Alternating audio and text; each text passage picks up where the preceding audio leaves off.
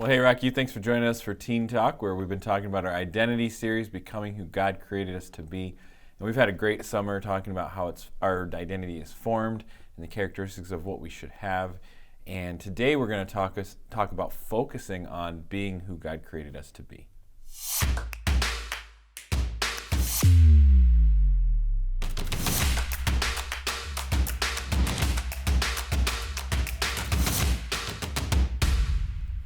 All right, so sometimes in life, there are things that just distract our focus. Yeah. You know, I just think about my own life. We've both done many things where, you know, like you're supposed to be doing something, I don't know, like hammering a nail into a board, and you lose focus and you just like nail your thumb. You smash your thumb. Yeah.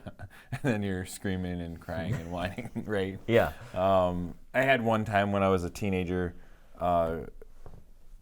you know, I was staying up late. So there's my focus. Like I was staying up late talking to Christy on the phone because she was away at college and I was still in high school. And caused me to fall asleep at the wheel and totaled my car. Oh my goodness. But like my focus was on that relationship and staying up late and all that kind of stuff. Free nights and weekends back in the day. Free nights and weekends, yep. Yeah. But my focus was not on driving at the moment, you know. Yeah. And it cost me greatly. And, you know, like back injury that I still have today, it cost me my car at the time. It cost me trust with my parents. I mean, it cost me a lot of different things. But is there anything like that, too, like in your life that you can think of? Like besides falling asleep at the wheel and sharing the same story? Yeah, okay. Usually for me it is in my vehicle, because if you talk to Allie, she'll tell you this. I see like a flashy, bright object or something, and I'm like, wow. And as I go, you know, the car goes with me. Oh, yeah. You know, so it's like, wow. Yeah. And as a result, I have rear-ended a lot of people. A lot of people? Wow. Like more than I'm comfortable saying. Okay. I mean, although it does open a nice conversation with the person, and no, it's not a nice conversation. It's horrible. They're going to be pretty mad. Yeah. So I had one of those a couple weeks ago when we were just driving down the interstate, and I saw this really nice farm. We were in Kentucky, driving through Kentucky. You know, because there's awesome like horse farms out there, and I'm just like looking at this old barn, and then you hear the rumble strip. You know, like, oh, Chrissy's like, stop looking at the barn. No, it's just making sure the rumble strip was there, you know? Yeah. You know, sometimes I don't have them on the side of the road, so you gotta check them out. Yeah. Yeah, so, but it happens. You lose focus of what you're supposed to be focused on. And it's not always like that complete turnaround and I'm looking behind me like Lot's wife. Yeah. You know, it's often just that little bit, you know, like the texting and driving thing. It's just that little bit of, you know, veering off, looking the other direction, and all of a sudden you're off in the weeds and something's a mess. It can happen like that. You know, and so when we talk about this with our spiritual walk, you know, we see here, you know, our theme verse this week as we read from Hebrews 1 and 2, or 12, 1 and 2. Therefore, since we have such a great cloud of witnesses surround us, let us lay aside every encumbrance of sin which so easily entangles us, and let us run with endurance the race that is set before us, fixing our eyes on Jesus, the author and perfecter of our faith, who for the joy has set before him to endure the cross, despising shame, and sat down at the right hand of the throne of God. And so right there in the middle it says fixing our eyes on Jesus. So we're in a race it's talking about. Yeah. And then we're to fix our eyes on Jesus, you know? Yeah.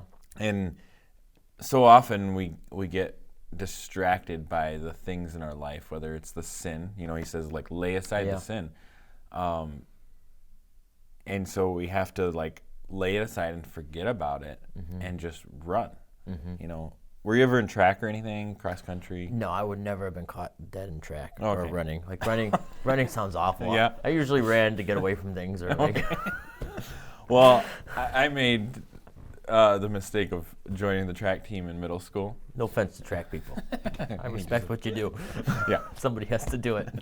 I made the mistake of joining it, and in middle school, 6th grade, I was the runt. Like, you know, I didn't hit my growth spurt to be a normal-sized human being until 10th grade. Okay. And so I wanted to do the cool stuff. I want to do like the shot put and the discus or something. I don't know, long jump. But I'm just the weenie little kid. So you know where they stick you? The mile. They always stick. You're a long distance runner. No, I'm just not a fast person. That's a nice way of saying you suck.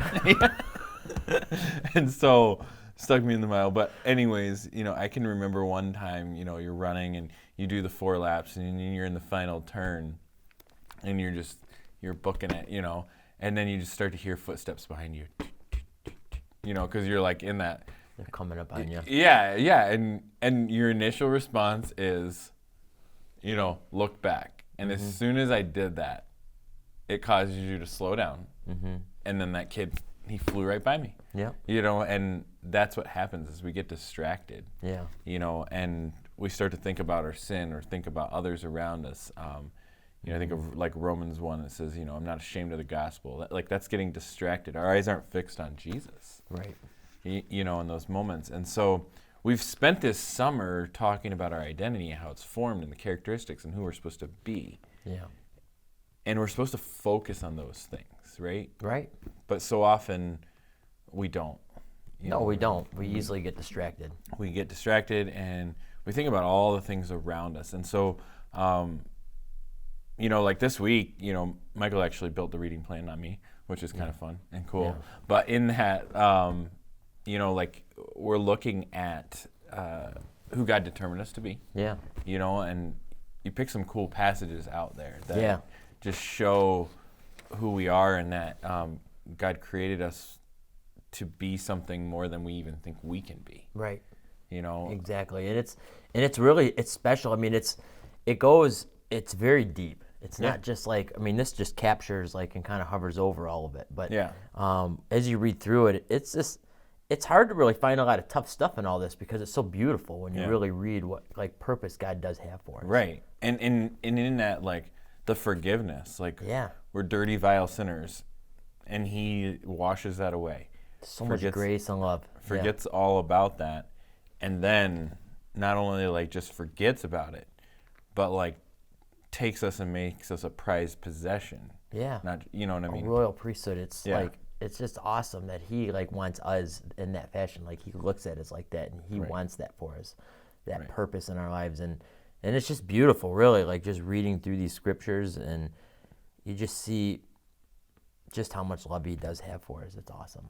Right, and so it lets you really feel the joy that we should feel, and the honor and the respect that we should feel for God, that He would even count us worthy to do those things. Yeah. Like David writes in one of the Psalms, who am I that you think of me? Yeah. I'm just a sinful speck in the mess that... Yeah, we're these feeble people, and you're God. Yeah. And yet you want us, and you want this relationship with us, and you give us this purpose, and you use us to fulfill all this. And it's awesome. Right.